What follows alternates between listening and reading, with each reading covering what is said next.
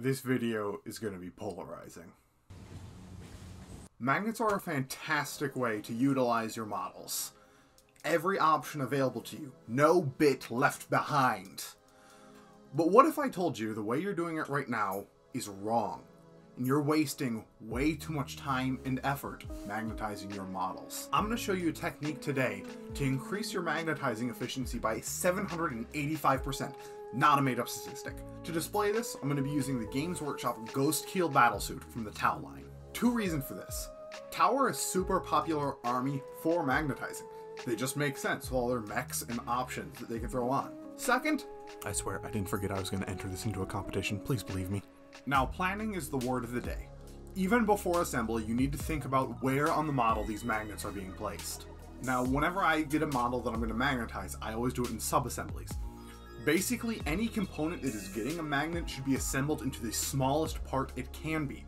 This is going to make it a lot easier to handle and reduce any risk of breaking things off later on. Now, for some reason, Games Workshops finds it funny to place seams right where your magnets go.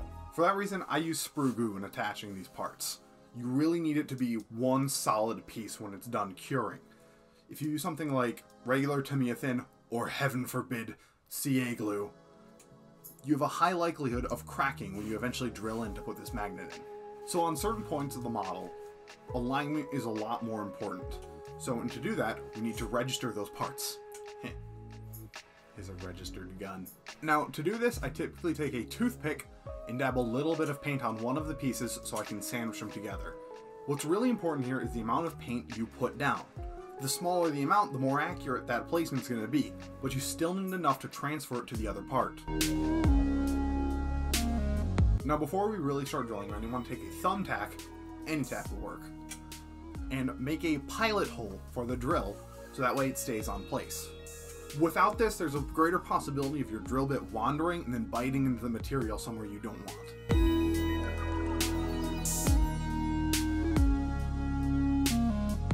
So now I'm going to take my hand bore with a 2mm bit and drill out the hole.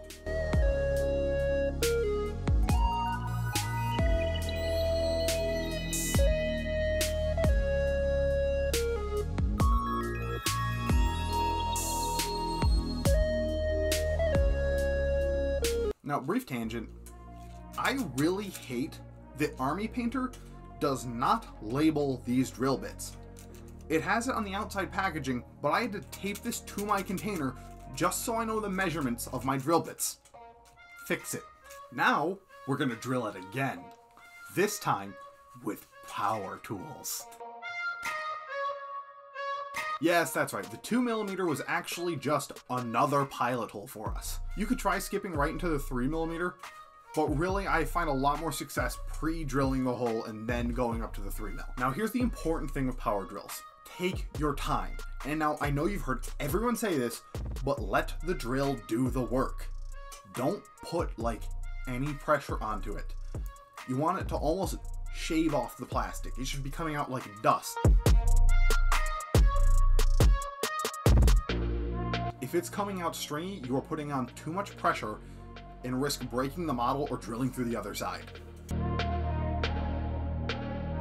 Now this thingy is a must for anybody that does a lot of magnetizing.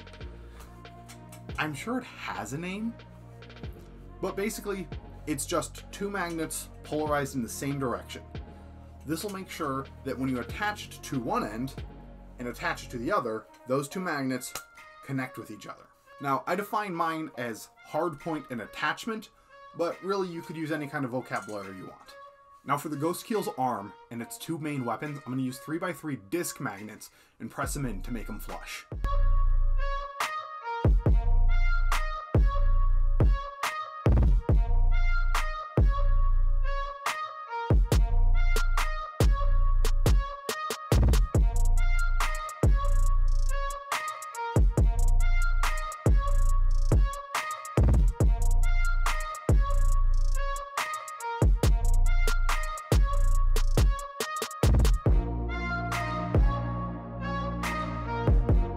Now I'm going to attach the arm using some more sprue glue. I like to leave the main weapon on this one just so I can get a good sense of posing and make sure it's all aligned correctly.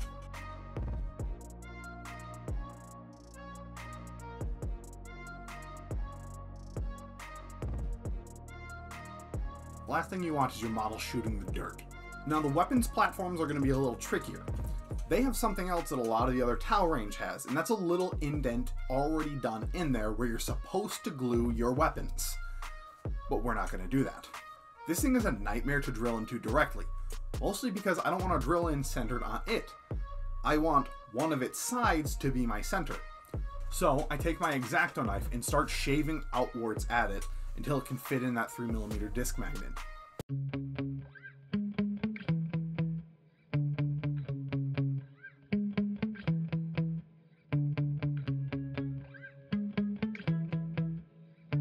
After that, I make my pilot hole and keep drilling.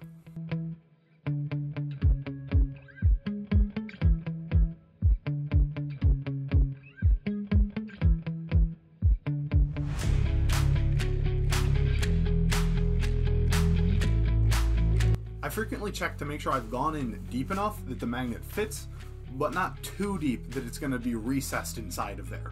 With magnets this small, even losing 0.5 millimeter can weaken the pull on it.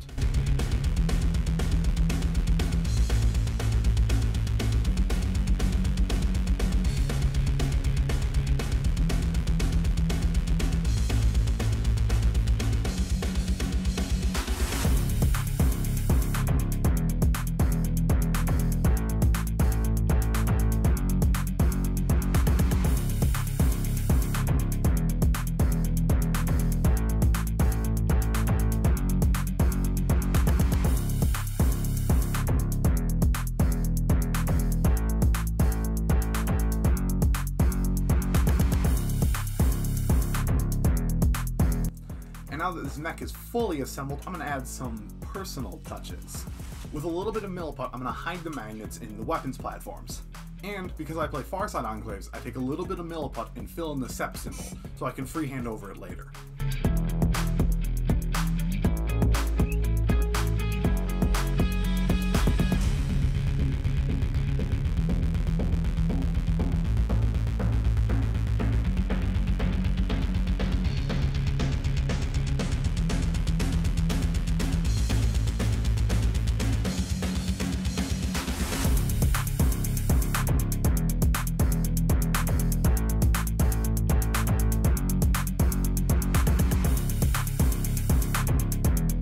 Now, onto the big time saver. The 683% time saver. So, all of that work we just put in before, the traditional way of magnetizing, we're just going to ignore it. Yeah, on the primary weapons for almost all of my battle suits, I just cut off the tab and glue on the magnet. Yeah, that's it, man. GW doesn't have to hide those tabs, neither do we. Okay, that's not it. After you cut off the tab, you want to clean up that area. Make sure it's even so your weapons aren't cockeyed. I add some scoring in there so the glue will take hold a little more, and use a little Insta-Set to speed up this process. Now, let's just do it a few more times.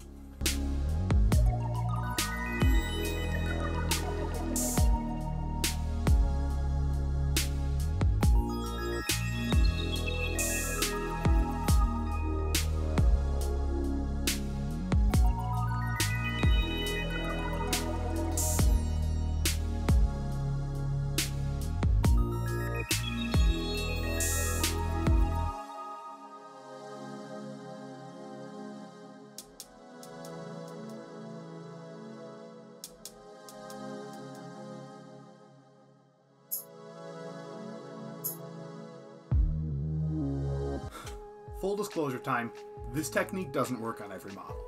I wouldn't recommend leaving the full magnet on if you're doing a Space Marine. But I wanted to get you thinking.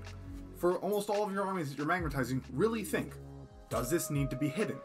Could I just leave the magnet offset?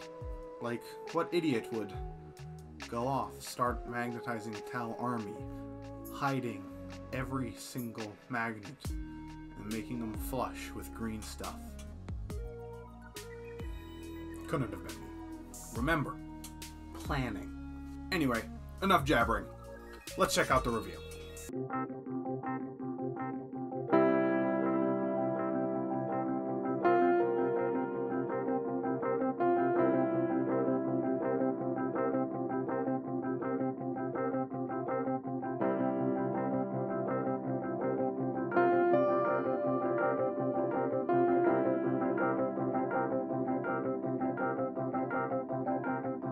Alright, until next time, keep cutting corners.